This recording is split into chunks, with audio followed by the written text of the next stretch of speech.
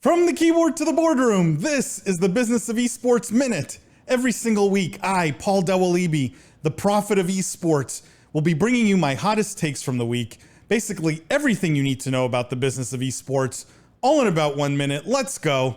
This week, Tencent made headlines when leaks indicated that they were driving discussions to merge China's two biggest game streaming platforms, Huya and DouYu.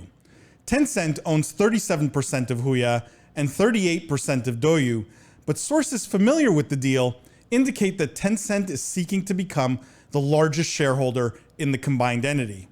This deal would create an online giant with more than 300 million users and a combined market value of $10 billion, cementing Tencent's lead in Chinese games and social media.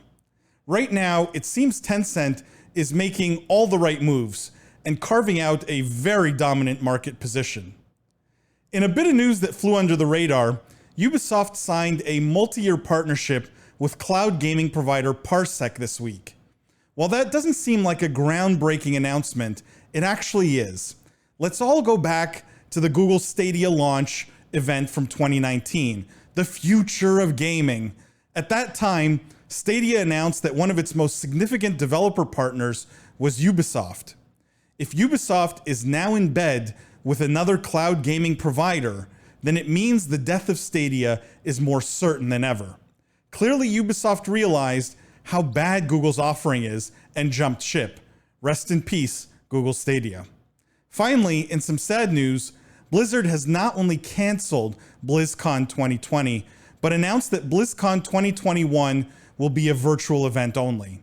For many, BlizzCon was the gaming event of the year, the place where lovers of PC games came to show love to the company that defined PC gaming for decades. While the current pandemic has driven many in-person events to go online, the outright cancellation of BlizzCon this year is likely because the company simply has nothing to show or announce. To make matters worse, committing to never doing BlizzCon in person shows that the company is more out of touch with their user base than ever.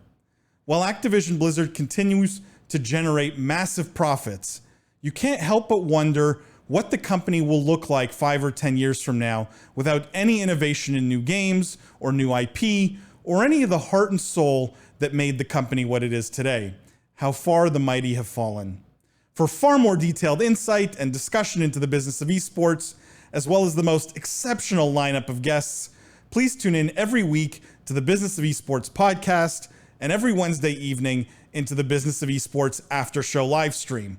Also make sure to follow us on Twitter @BizEsports and on YouTube @The Business of Esports.